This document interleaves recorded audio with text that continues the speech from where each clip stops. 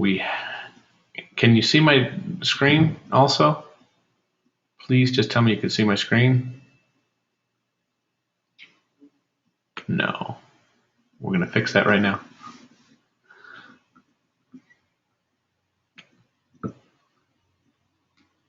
How about now? Yes, perfect. Okay, then we'll get going here. Okay, just hit record. Thank you for joining me tonight, Monday, November 3rd, with Real Estate 202 with Scott Travis. Tonight we're going to go over 4 simple steps. I think a lot of times what happens is being a flipper, a rehabber, whatever you want to call yourself right now, we get caught up into so many details. And I think if we could just stick with the 4 main points, the details will come. But I think what we do is we get caught up in, the minutia of doing real estate. And there's very simple steps that you can go by. And we're going to go through all 4 of them tonight on how how you start and keep your rehab going, finding the properties and the money. There's just 4, and I was trying to think through them today. And when you get right down to it, with each step that I'm going to go through, there is going to be subtitles to it on areas that you need to focus on. But once you get the main ones down, the others will just fall into place. Jeez, I'm having issues with my computer tonight. There we go. 4 main steps as a house flipper. What are they, and are you clear in what they are? A lot of times we're going to get caught up in just the minutia, and we just have to keep it simple. The simplest you can keep it, the better. We're going to go through. Let me just go through it. You need to set yourself apart. Everyone that's out there that does flips, that does rehabbing, that does remodels, that tries to sell the property, you need to find out and set yourself apart. The way you can do that is to make your life a lot easier and go through the very simple steps and then produce it into a repeatable business. So get your formulas down, know where the end is in sight, and know exactly what you're going to be doing from the beginning to the end. So, geez, nothing but problems tonight. So with that, the money. The very first, and the first 2, the money and the deal, can be intertwined, but I always like to find the money first. Whenever you're going out to buy something, obviously you need money to buy it. You need to find out the cost of the money, unless you have a bank load of money that you're going to just invest in by yourself. So the money is where we go, and the cost of money is going to determine how you're going to go about in getting your property. And it was good. We were at the REI Expo this weekend, and talking with a lot of money people, they all said the same thing. You make your money on the buy. You don't make the money on the sale. You make all your money on how good the deal is. So finding out the cost of the money is going to be imperative to you to know how much you're going to make in the end. We're going to go over a few ways of making on how to get the money. So the first way is the unconventional way. And what the cost of the money is, they will dictate it. Unconventional meaning,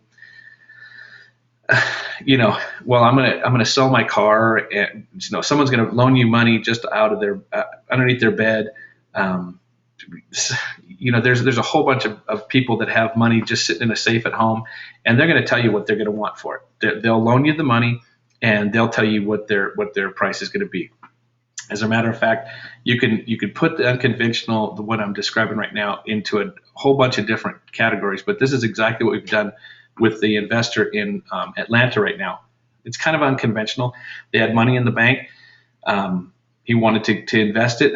We determined, between the 2 of us, we came up with what he wanted to make on his money, and he pretty much dictated what he wanted. Now, that was very simple. I mean, there's other people that I've sat down in front of, and they've had money, they've had it in their checking account, and they dictated exactly how much they wanted, when they wanted to get paid, and everything else. So unconventional way, there's not a lot of people that are out there just going to have that type of money just lying around and ready to give you.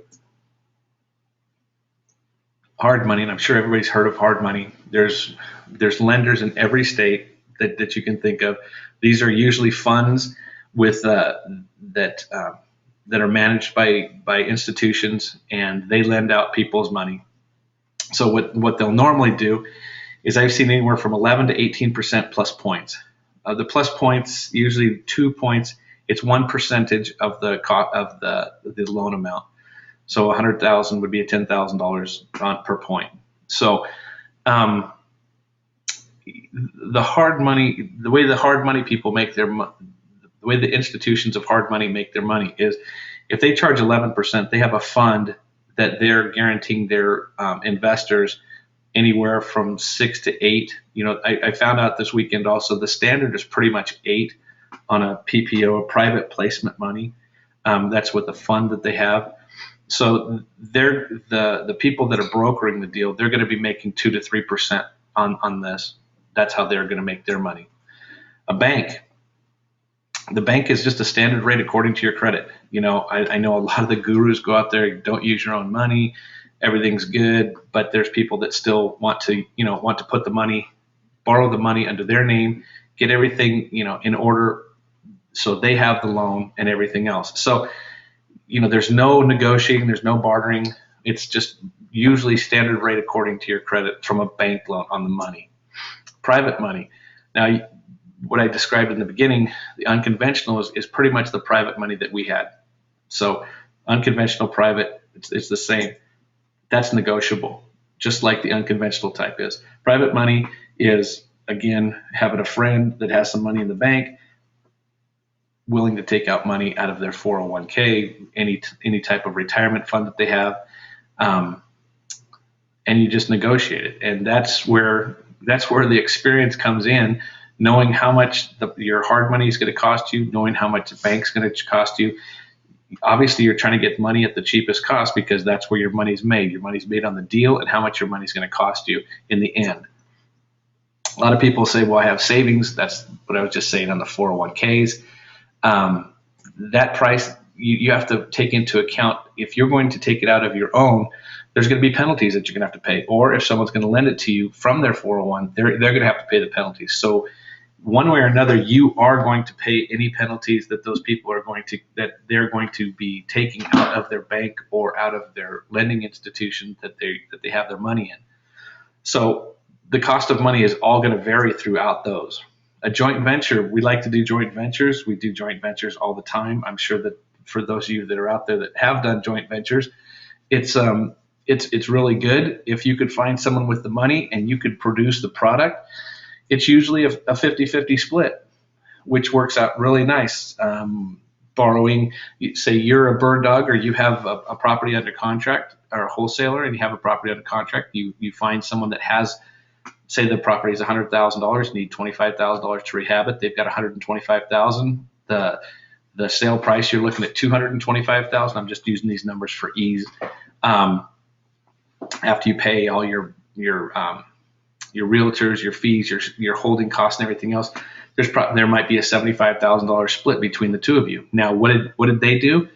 They just lent you the money. What do? You run the job. You make sure that the job is taken care of. You get the realtor. You get everything in order for the deal to go.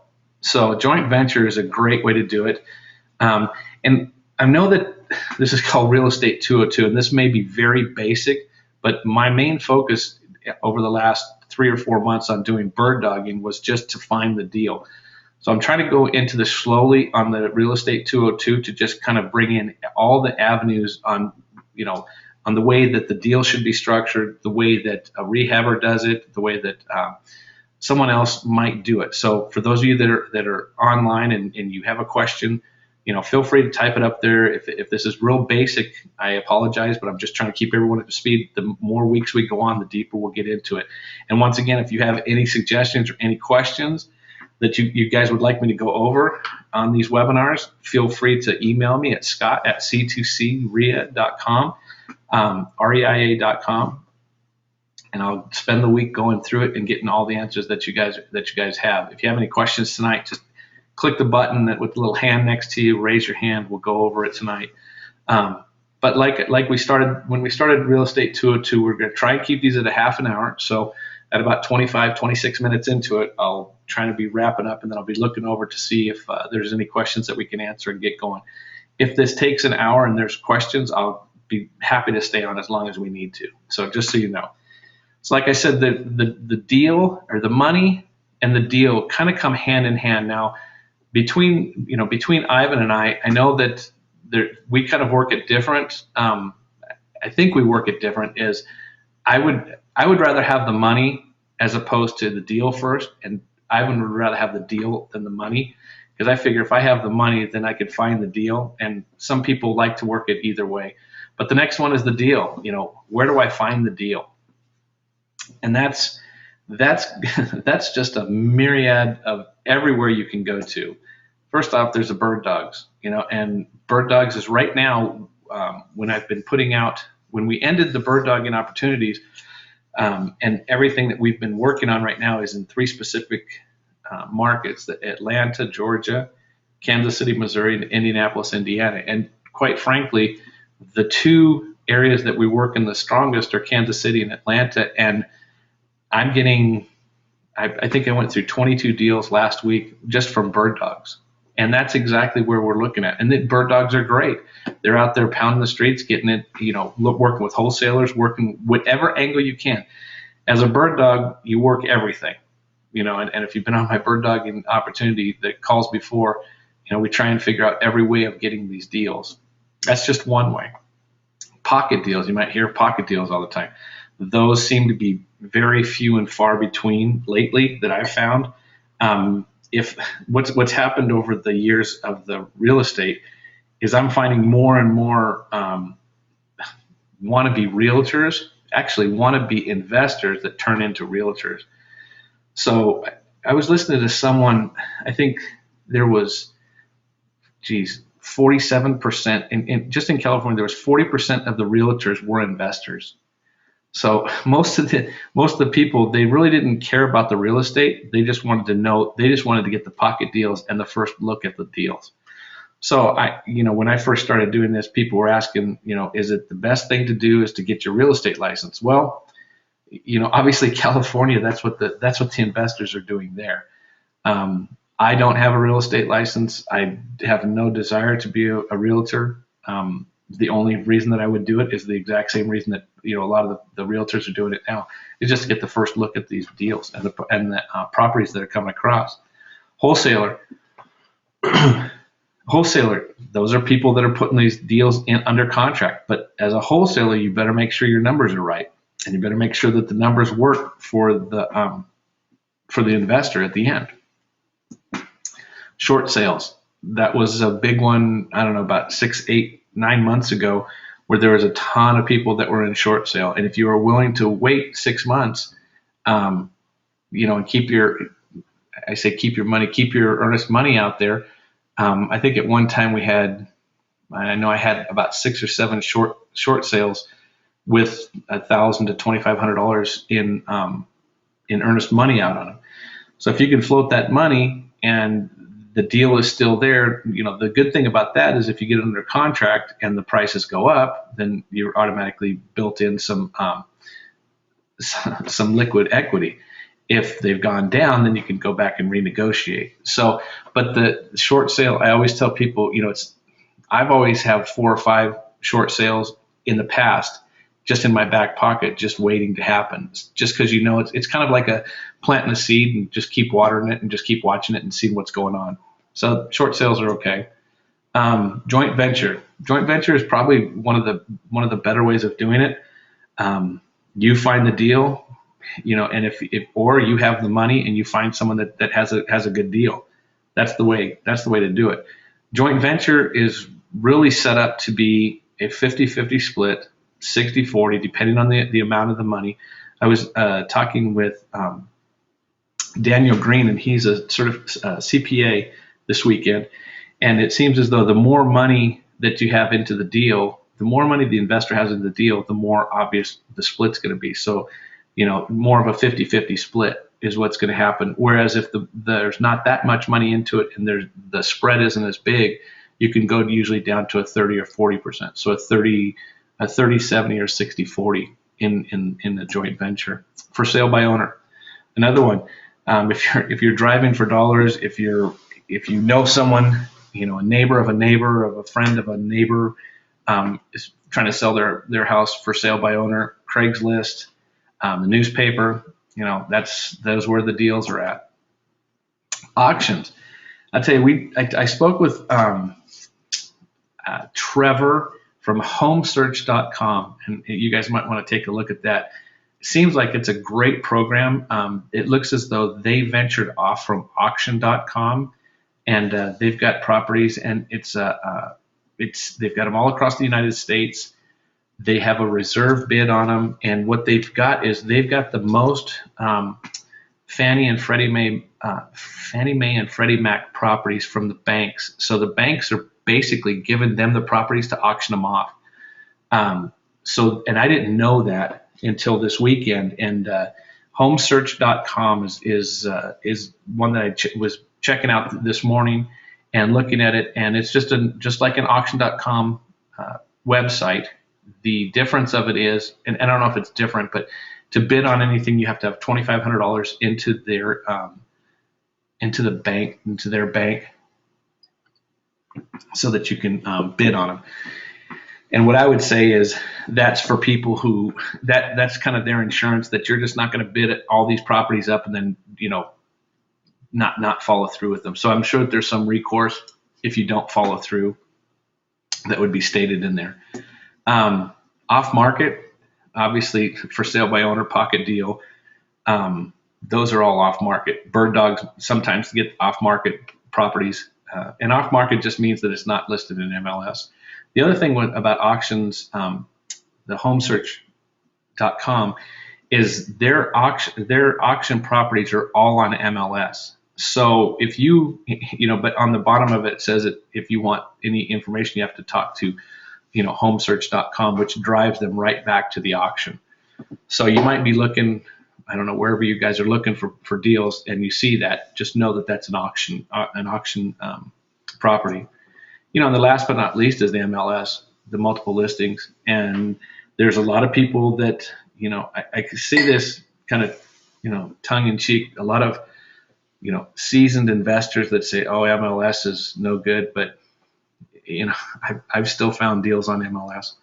They're not as plentiful as they have been in the past, but you just have to understand to get, you look anywhere you can to get these deals, anywhere you can. So first off, we're going to keep this simple, 4 things: the money, the deal, okay? And you can intertwine those. If you want the money first, then find the deal, or if you find the deal first and then the money, whatever way it is.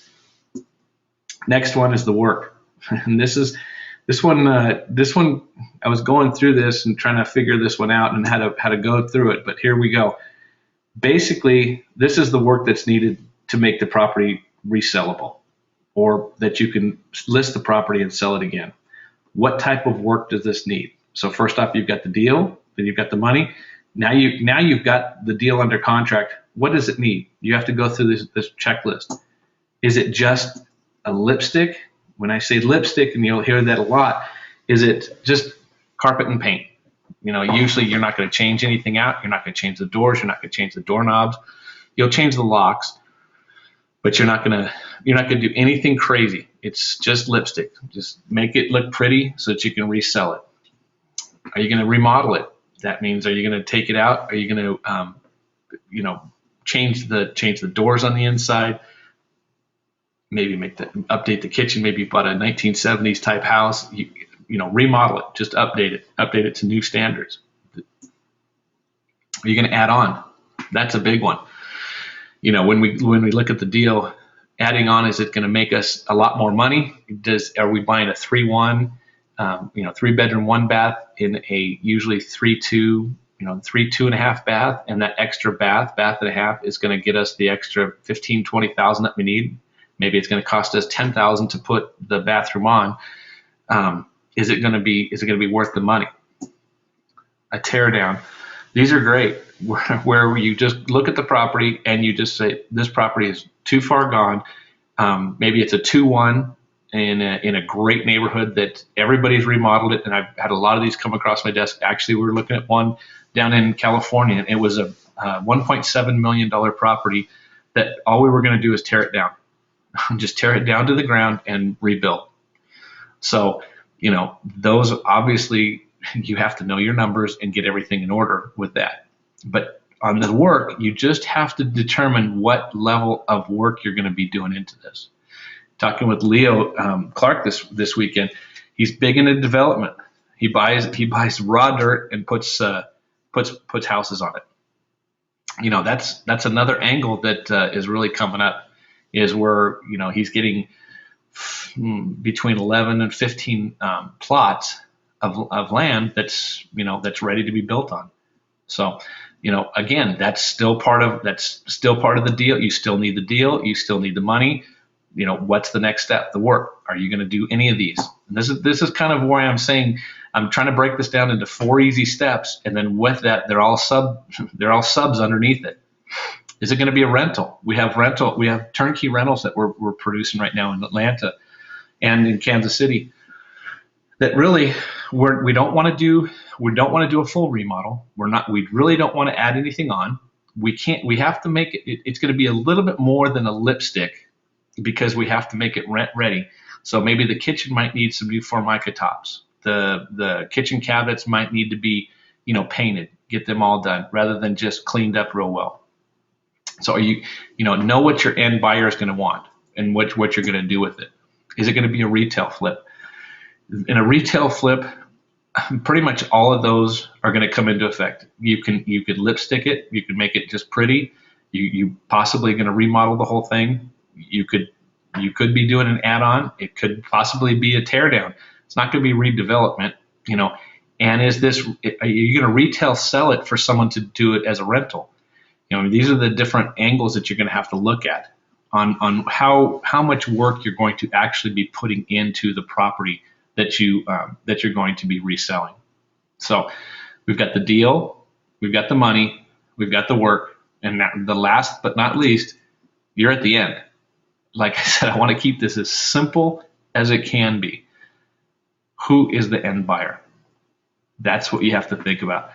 And going back to that is, what does the end buyer want? Is going to determine the level of work that you're going to do on that rehab. Okay? So all these are going to go in together. They're all hand in hand. 4 easy steps that you need to know doing this.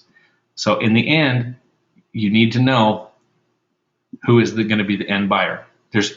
I'm going to tell you this, unless someone out there can figure out another one that I haven't figured out, the end buyer is going to be, oh, that was nice, an end user, meaning it's going to be a nice family that's going to go in there. They're looking for this particular neighborhood. Maybe it's the perfect house in a great neighborhood, good school system. So an end user, meaning someone is physically going to be laying their head down at night in that house. Or it's going to be an investor. That's it. That's basically your end user is going to be, that's basically going to be it. An end user or an investor. And why would an investor buy one of your properties? Possibly most likely it's going to be for a rental. And that's it. So you've got the money, you've got the deal, you've got the work, and you got the end. That's it. And each one of those is going to determine the last 2 are going to determine how you're going to do the rehab on it. So if the money's there and the deal is there, you just have to figure out how and who you're going to market it to, as to how far and how much work you're going to do on it.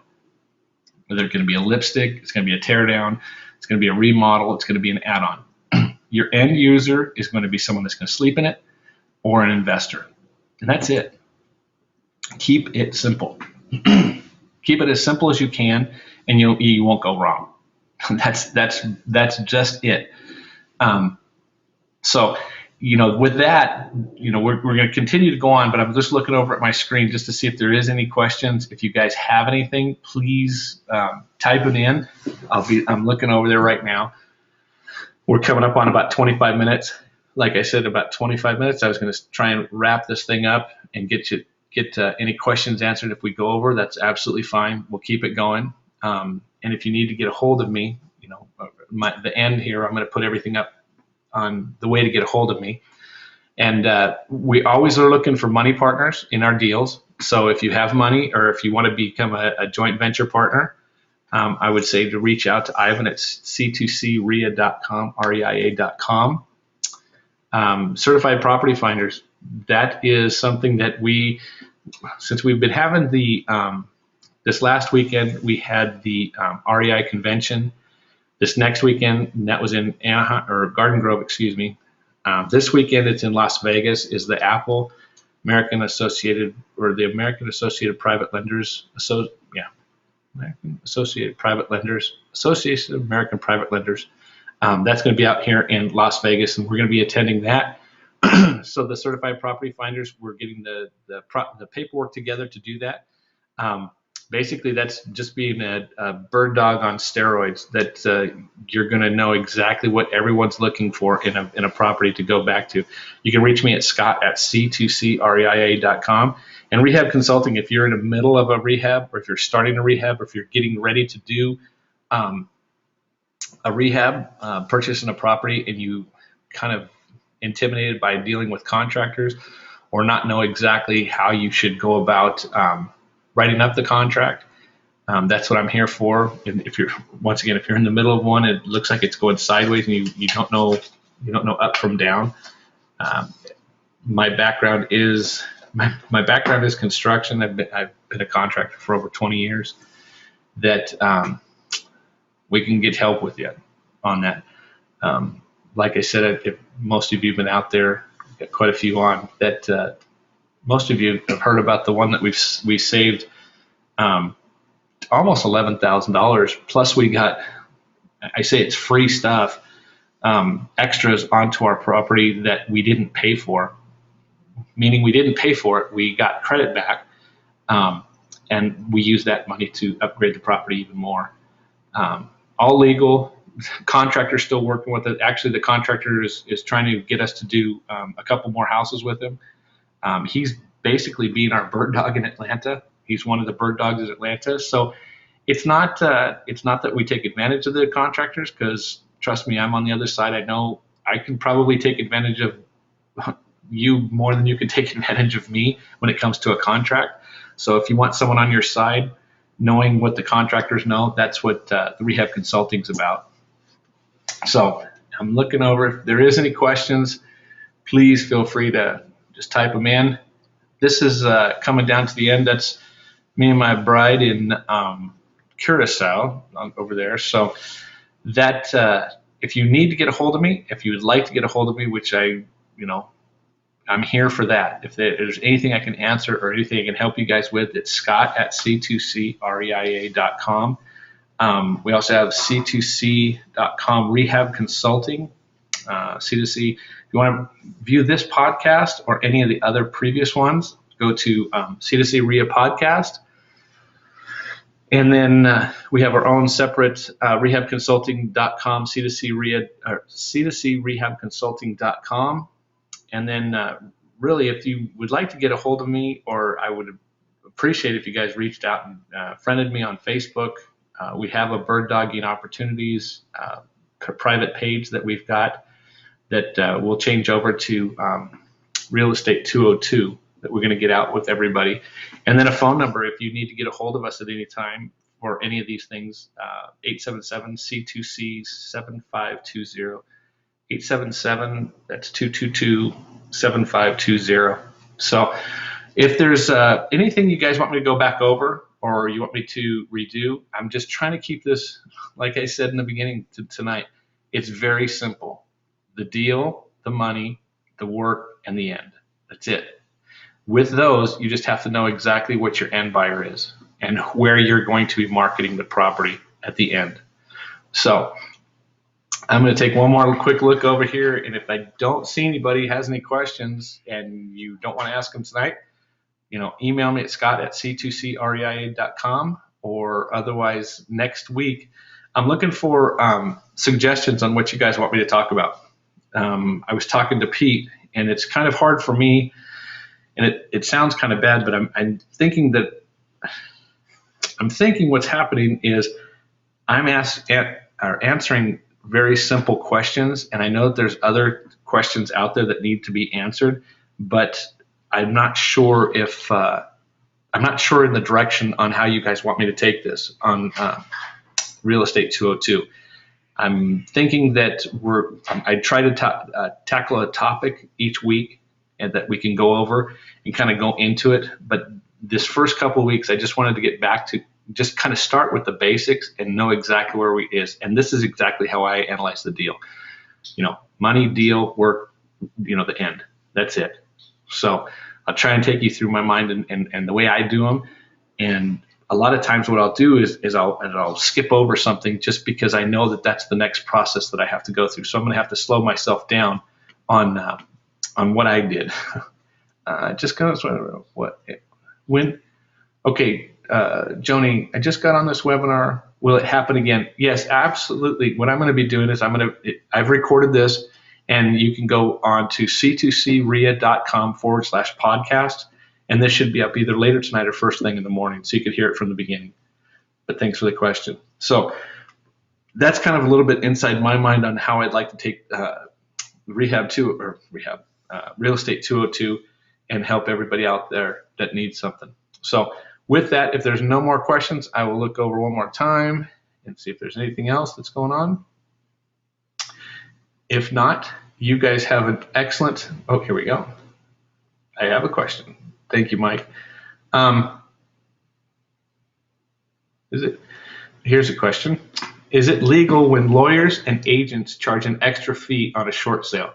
Is it legal when lawyers, well, here's, in that question, the way I would say that, if a lawyer and an agent is charging an extra fee on a short sale, I don't know what that extra fee would be. What do you have any, did they list what the extra fee was regarding?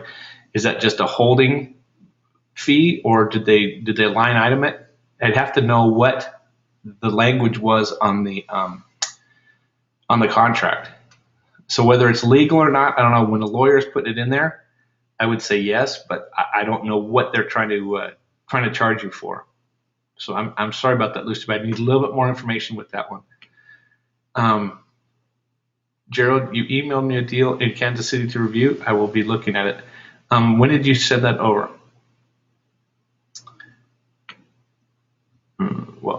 Well, okay. Going back to Lucy, $15,500 in addition to the earnest money and down payment. Now, if you put that $15,500 down, is that refundable if the deal doesn't go, or is it going to the property payment on the property? Lucy, if I can, I'm going to see. Let me see this. Can I unmute you and we could talk about it? Would that be okay? Let me unmute you. If you don't want to talk, just don't talk. You can keep typing. So, Lucy, you got unmuted if you want to talk. Okay. Okay. Oh, yeah. Yeah, I can hear you now. So they put on the contract 15,000. Okay. Go ahead.